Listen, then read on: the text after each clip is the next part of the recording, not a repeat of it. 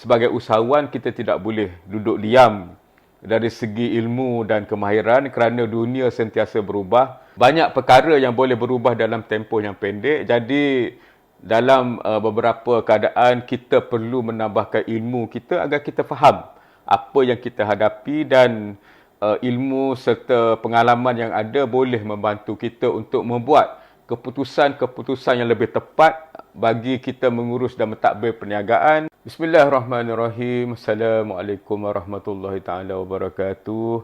Kita jumpa lagi di channel Pak Nikdin, channel yang membincangkan topik-topik ekonomi dan bisnes bagi membantu anda menjadi usahawan yang lebih cemerlang di dalam mentadbir, mengurus dan memimpin perniagaan masing-masing. Jangan berhenti belajar. Ini merupakan satu nasihat yang saya kira amat-amat penting.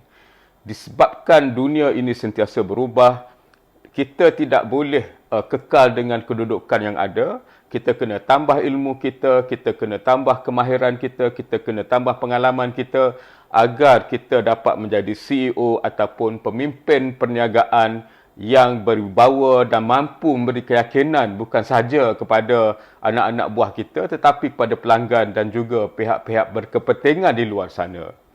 Sebelum ini kita telah bincangkan berkenaan dengan 5 pemacu perubahan. Kita bincang berkenaan dengan selera manusia boleh berubah, selera masyarakat boleh berubah. Kita bincang berkenaan dengan perubahan teknologi yang banyak menyebabkan wujudnya industri-industri baharu dan menyebabkan banyak industri-industri lama yang akhirnya terkubur. Kita juga telah bincangkan berkenaan dengan perubahan ekonomi. Sekarang ekonomi dunia naik turun dengan begitu cepat. Ianya memberi kesan kepada negara kita dan juga mungkin sektor perniagaan yang mana kita berada di dalamnya. Menjaga alam merupakan satu perkara yang menjadi semakin penting. Kesan perubahan cuaca sudah dirasai. Beras pun kekurangan disebabkan ada negara-negara yang menjadi pengeluar beras menghadapi kekurangan air. Jadi ini semua perlu kita fahami supaya kita tahu apakah kesannya kepada masyarakat, negara dan mungkin kepada perniagaan kita sendiri. Yang akhir sekali ialah perubahan undang-undang, perubahan peraturan, dan ini sering berlaku setiap tahun. Biasanya apabila Menteri Keuangan membentangkan belanjawan setiap tahun, di samping dia membentangkan perkara-perkara berkenaan dengan tindakan-tindakan fiskal yang akan dibuat oleh kerajaan, ada pelbagai peraturan dan undang-undang baru yang akan dikanunkan juga, dan ini mungkin membuka peluang kepada kita ataupun memberi risiko kepada kita. Jadi, macam mana kita nak menambahkan ilmu? Pada saya yang pertamanya, kita boleh buat pelbagai bacaan dan carian. Kita boleh beli pelbagai jenis buku, kita boleh mencari bahan-bahan di internet. Malah sekarang ada pelbagai jenis video berkenaan dengan apa saja tajuk. Ini merupakan satu perkara yang bagi saya mudah. Cuma biasalah apabila kita meneroka alam yang luas ini akan ada pelbagai pandangan ke atas satu isu.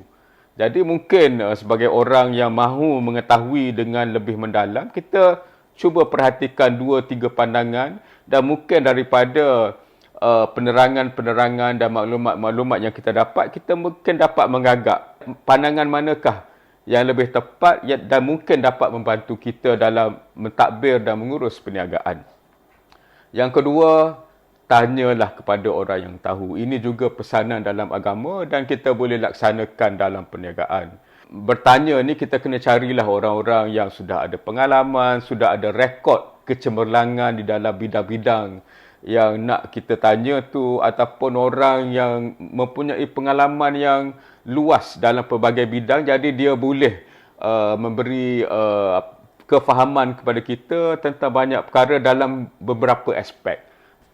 Kita boleh lakukan ini secara formal ataupun mungkin kalau kita ada orang yang menjadi kawan kita ataupun kawan kepada kawan kita, kita boleh jumpa dan dalam sambil minum-minum kopi tu kita boleh tanya beberapa soalan yang mungkin dapat membantu kita. Pada saya lah bertanya orang-orang yang benar-benar pakar, faham, ada pengalaman, ini merupakan satu kaedah belajar yang amat-amat berkesan.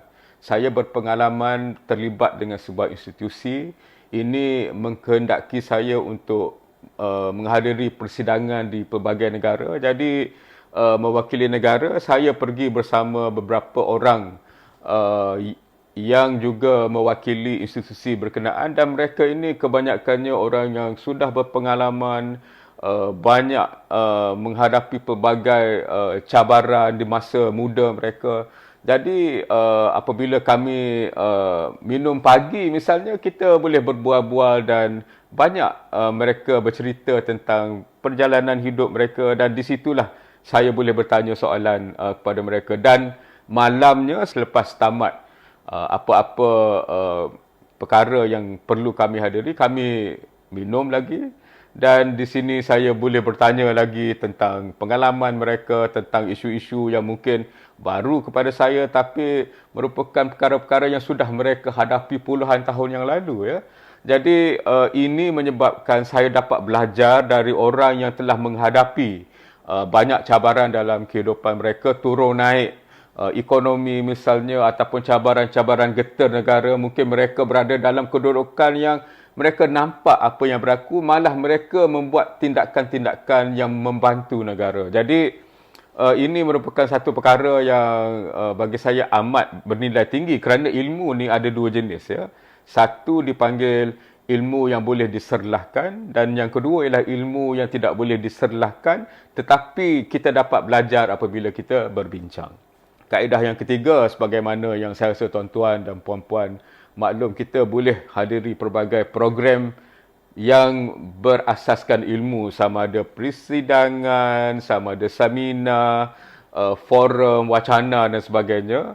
Kerana ini membolehkan kita memahami topik-topik khusus yang dibincangkan di dalam program-program berkenaan, dan kita kena pilihlah pakar-pakar mana yang berbincang di situ. Cuma biasalah apabila ramai orang, kita biasanya boleh dengar, mungkin ada orang lain tanya soalan, kita tak sempat nak tanya soalan, ataupun kadang-kadang sebab masa singkat, kita hanya boleh mendengar perbincangan-perbincangan daripada tokoh-tokoh yang dijemput, tetapi kita tak sempat pun bertanya soalan.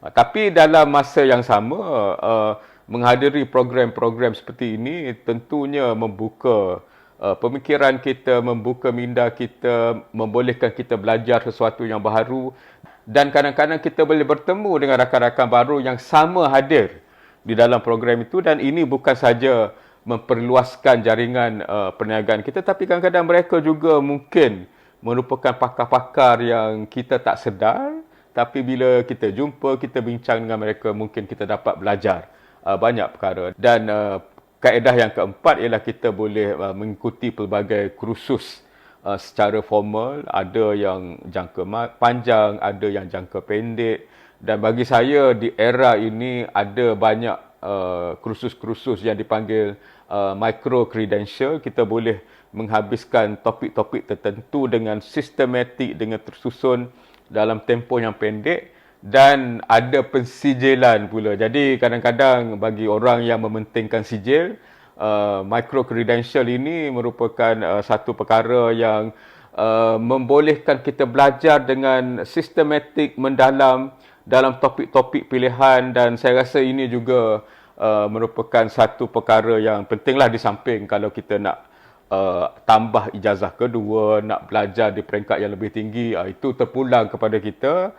Tapi kena ingatlah, dalam masa yang sama kita masih mentadbir dan mengurus perniagaan, masih memimpin ahli pasukan kita dalam perniagaan. Jadi nak kena bahagi masa tu bergantung kepada kita, sama ada kita pandai membahagi-bagi masa dan juga menurunkan kuasa pada ahli pasukan yang berkemampuan, supaya mereka boleh mengambil sedikit daripada beban kita, dan ruang yang ada itu boleh kita gunakan untuk menambah ilmu dan juga kemahiran. Jadi sebagai rumusannya, sebagai usahawan kita tidak boleh duduk diam dari segi ilmu dan kemahiran, kerana dunia sentiasa berubah. Banyak perkara yang boleh berubah dalam tempoh yang pendek. Jadi dalam beberapa keadaan kita perlu menambahkan ilmu kita agar kita faham apa yang kita hadapi, dan ilmu serta pengalaman yang ada boleh membantu kita untuk membuat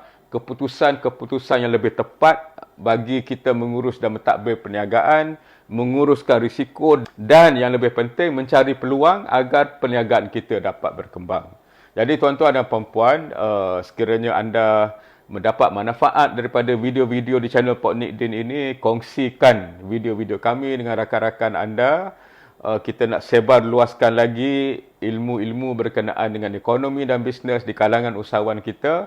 Ajak mereka ramai-ramai untuk subscribe channel Pok Niddin ini agar kita perkembangkan lagi keusahawanan berteraskan ilmu di dalam negara kita. Sekian, wabillahi taufiq wal hidayah. Assalamualaikum warahmatullahi taala wabarakatuh.